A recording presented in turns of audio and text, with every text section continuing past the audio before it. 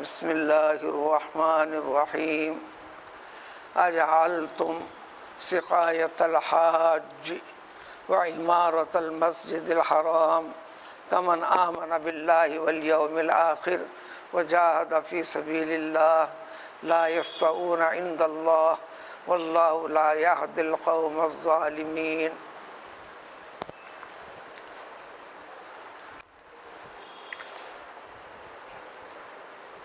آج کی یہ آیت جو سورہ توبہ کی آیت نمبر 19 ہے، اس سے پہلے کی 17 اور 18ویں والی آیت میں انہی سے متعلق کئی چیزوں کی تفصیل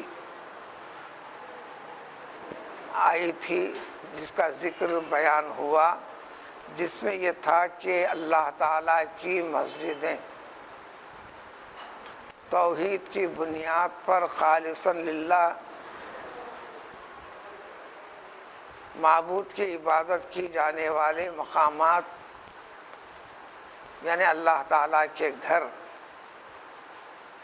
اللہ کی عبادتوں کے مقام، یہ اللہ تعالیٰ کے گھر۔ سب سے پہلا گھر ہے بیت اللہ حرم کعبہ۔ پھر اس کے بعد اور دو مشہور ہیں دین میں، بیت المقدس، بیت المقدس، بیت القدس۔ یہ تینوں نام صحیح اور درست ہیں، مقدس، مقدس، قدس، ایک ہی بات ہے۔ پھر تیسرا ہے مسجد نبوی مدینہ منورہ میں۔ ان تینوں میں بھی پہلا فوقیت ہے خانہ کعبہ کو، بیت اللہ کو، بیت اللہ الحرام کو۔ اس کے بعد ساری دنیا کے چپے چپے میں جتنے مقامات عبادت کے لیے مختص کر دیے گئے ہیں، جس کو مسجدیں کہتے ہیں، تو وہ عبادت گاہیں ہیں۔ عبادت گاہ بنانے کے لیے بھی انسان کی جدوجہد، انسان کی محنت، انسان کا مال متاع سب لگے گا۔ اللہ تعالیٰ کا ارشاد ہے کہ یہ اللہ تعالیٰ کے گھروں کو آباد رکھنے، آباد کرنے،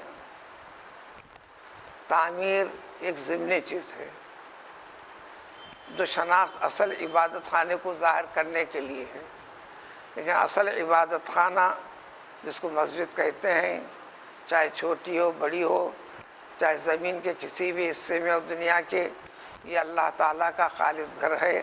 اللہ تعالیٰ کے کام کے لیے خالص، سچے، اچھے، شرک سے پاک دل والا، عقیدے والا،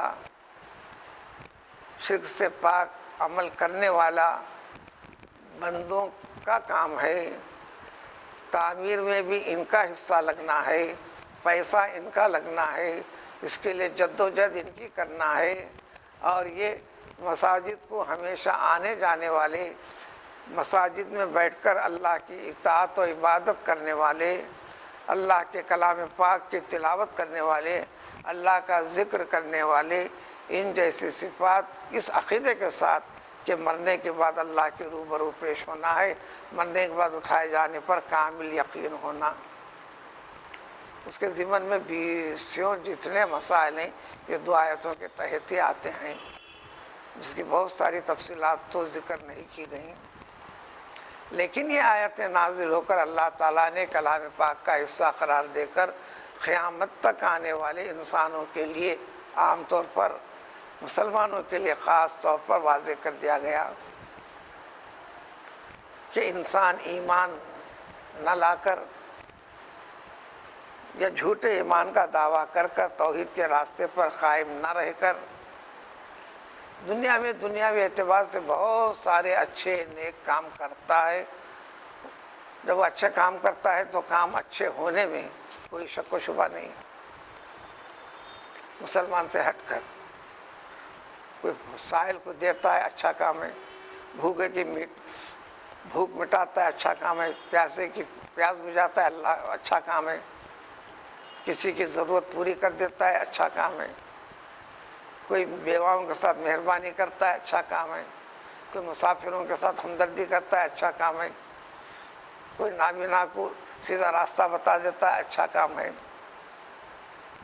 کسی ضعیف شخص کی مدد کر دیتا ہے، اچھا کام ہے، غریبوں کو کھلا دیتا پلا دیتا ہے، اچھا کام ہے، چاہے اس کے اوپر پیسہ کم خرچہ ہو یا زیادہ خرچہ ہو، جو عزیز و اقارب کے ساتھ مہربانی کرتا ہے، اچھا کام ہے،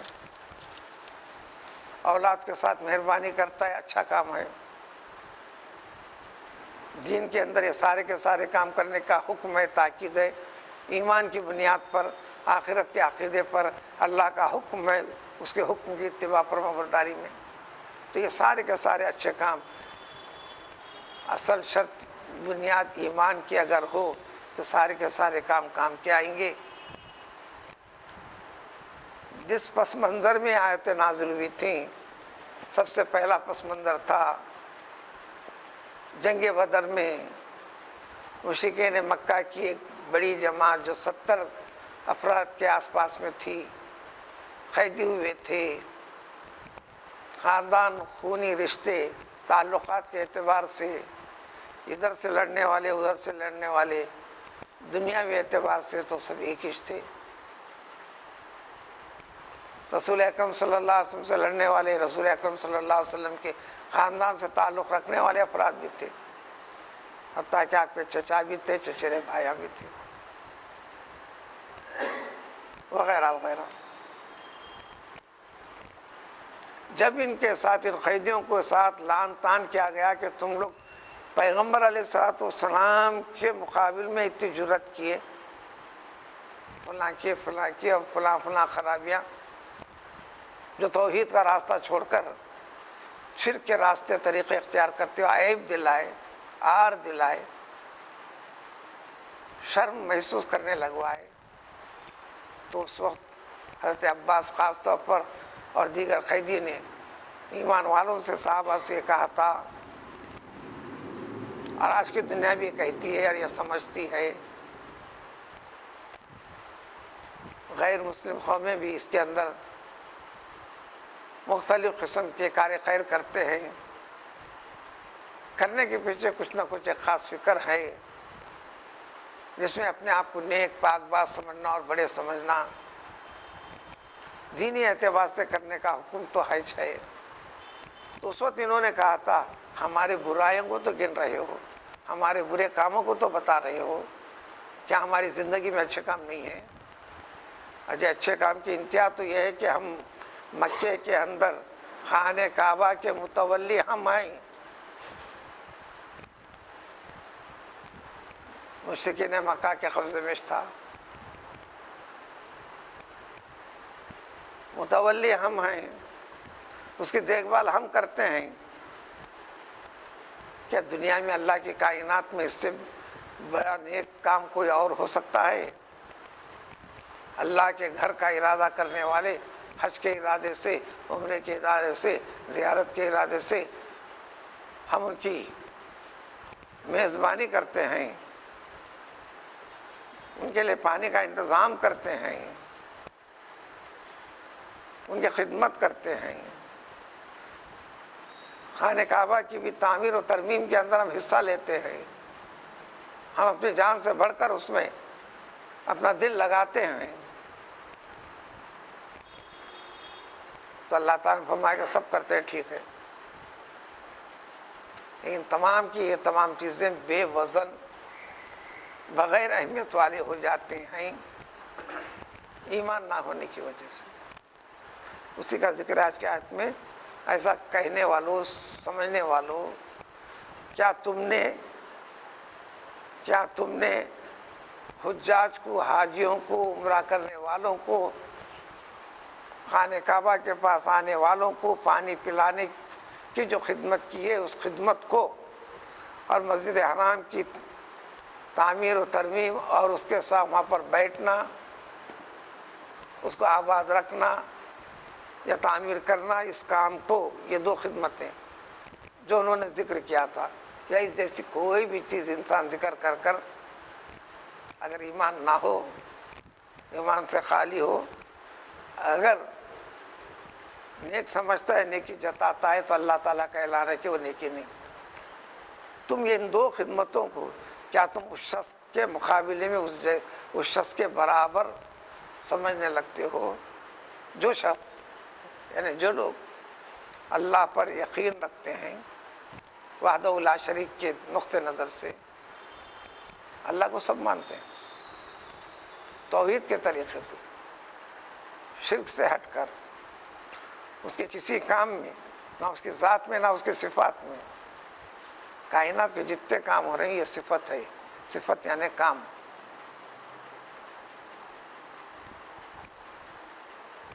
رات دن کا آگے پیچھے ہونا یہ اسی کا کام ہے، یہ اللہ کی صفت ہے. زمانے میں تبدیلی لانا، جو غیر مولود کو مولود اس کو پیدا کر دینا، جو زندہ بحیات انسان کو مار دینا، اچھے صحت مند آدمی کی صحت کے اندر بگاڑ کا پیدا کر دینا، بگاڑ والی طبیعتوں کے اندر سدھار والی کیفیت شفا کا دے دینا، رزق کے انتظامات کرنا، کسی کو تنگی کے ساتھ تو کسی کو خوشحالی کے ساتھ، خوشحالی میں بھی درجہ بندی، تنگی کے اندر بھی تنگ سے تنگ، محتاج سے محتاج تر، جو برائے نام تنگ.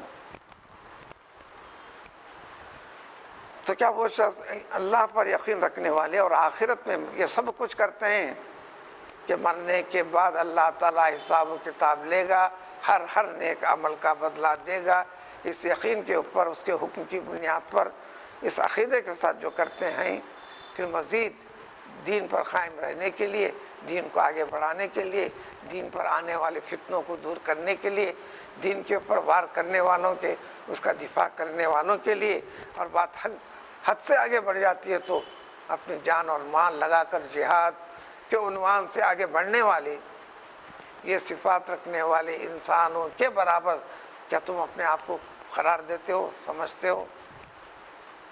یہ سوال ہے انکار کا، یعنی ایسا ہو ہی نہیں سکتا. خود اللہ نے فرما دیا، یہ فرمائے بغیر بھی یہ سوال خود بتا دیتا ہے کہ یہ دونوں برابر ہو نہیں سکتے. پھر خود اللہ نے فرما دیا لا یستوون عند اللہ، یہ دونوں مساوی ہو ہی نہیں سکتے.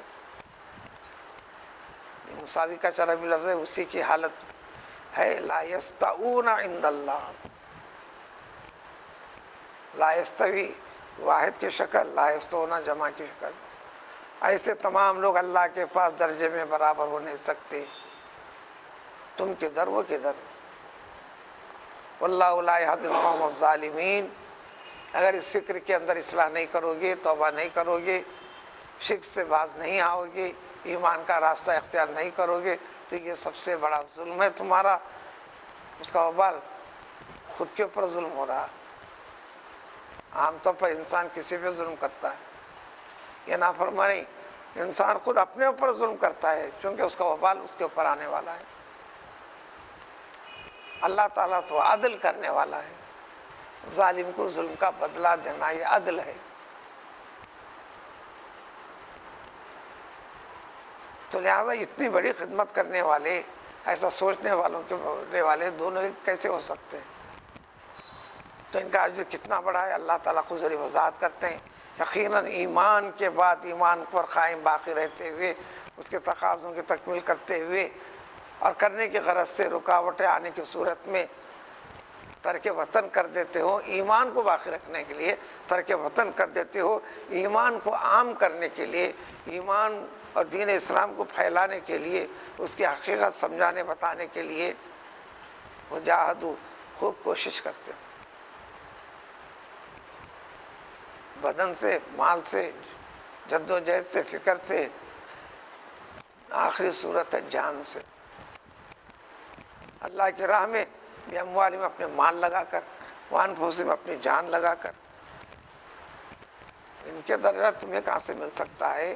اعظم درجۃ عند اللہ، اللہ تعالیٰ کے پاس سب سے بلند تر درجہ ان کا ہوگا. تو ایک تعریف بتائی گئی اسلام کی حقانیت، کسی بھی چیز کی حقانیت پورے دل و جان کے ساتھ ماننے کا نام ہے یہ سچائی، سچا پن، سچا عقیدہ. جب ماننے کی بات آتی ہے تو آخری شکل آپ کے پاس موجود آپ کی جان ہے. آپ کے پاس سب جد و جہد کر کے پائی کر کے جو جمع کیا ہے، دن رات کے خواب دیکھ کے جو جمع کیا ہے، بھاگ دوڑ کر کے جو جمع کیا ہے، پونجی، مال، دولت، اس کی بھی پرواہ یہ نہیں کرتے. تو ان کے لیے بہت بڑا درجہ ہے. تو اتنا بڑا درجہ ہے تو کامیابی بھی اتنی بڑی ہوں گی. اولئک هم الفائزون. اللہ تعالیٰ کے پاس یہی لوگ سب سے زیادہ کامیاب و کامران ہیں. اللہ کے جتنے وعدے کیے گئے ہیں وہ سارے کے سارے چیزوں کی تکمیل، انعامات کے مستحق یہی ہیں. تھوڑی وضاحت، اللہ تعالیٰ اسے بندوں کو بشارت سنا دیتا ہے. ایک میزان پیمانہ ذکر کر دیا، یہ پیمانے پہ لگ جاؤ، امید رکھو تمہارا رب تمہارے ساتھ ایسے کرے گا. صحابہ نے ایسا ہی کیا، اس امت سے پہلے والے اللہ کے بندوں نے بھی ایسے ہی کیا. فیصلے تو آخرت میں ہوں گے، مرنے کے اٹھنے کے بعد، مر کر اٹھنے کے بعد. تم امید و یقین رکھتے ہوئے کہیں تمہارا عمل ضائع ہونے نہ پائے، تھوڑا سا خوف رکھتے ہوئے بس اس طریقے کو اختیار کر لو تو انکار انہیں بشارت دیتا ہے. یعنی اس کلام پاک کے ذریعے سے اس دنیا میں اللہ کے رحمت اور کرم و فضل کی، اور یہ اللہ تعالیٰ رحم و کرم فضل اپنی طرف سے فرمائے گا. تمہارے اعمال میں پوری کما حق ہو، دعوے سے پیش کرے کہ یہ قبولیت کے قابل میں نے عمل کیا ہے. یہ طاقت نہیں ہے بندے کے اندر، لیکن استطاعت کے مطابق کرتے چلنا، کرنے کے بعد پھر اللہ تعالیٰ اپنے فضل سے قبول فرمائے گا. پھر اللہ تعالیٰ کی سب سے بڑی نعمت رضامندی ملے گی، اور پھر جنتیں عطا فرمائے گا. ایک نہیں کئی بات آپ نے. اس جنت میں رہنے والا جنتی بھی، اس کو دی جانے والی ساری کی ساری چیزیں بھی ہمیشہ ہمیشہ رہیں گی، کبھی ختم نہیں ہوں گی، کبھی تبدیلی آئیں گی نہیں. یقیناً اللہ تعالیٰ کے پاس بہت بڑا اجر ہے، کمی نہیں ہے عطا کرنے کی. اس رغبت کے تحت تک، اس امید اور خواہش کی تعمیل و تکمیل کے خاطر صحیح انسان جد و جہد کرے. اب اس کے بعد دوسرا راستہ اختیار کرتے ہیں. دنیا کی زندگی، دنیا کے لوگ، میل ملاپ، خاندان، رشتہ داری، دوست احباب، قومیں، جماعتیں، حالات، ذاتی، مذہبی، سیاسی، سارے حالتوں کے ساتھ انسان ایک دوسرے سے جڑا ہوا بندھا ہوا ہے. اس کے اندر آ جاتا ہے مذہب، اس کے اندر آ جاتی ہے احکام خداوندی. ایسی صورتوں میں انسان کیا کرے، کیسا رہے، اپنے تعلق کو کس درجے میں رکھے، اس کی تفصیل اگلی آیت میں. سبحان اللہ.